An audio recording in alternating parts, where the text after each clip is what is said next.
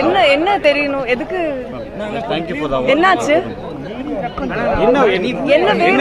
என்னாச்சு ஆமா ஆமா இங்க சென்னை இன்டர்நேஷனல் ஃபிலிம் ஃபெஸ்டிவல்ல வந்து பெஸ்ட் ஆக்ட்ரஸ் அவார்ட் கொடுத்திருக்காங்க. அதுக்கு நான் பெருமைப்படுறேன், சந்தோஷப்படுறேன்.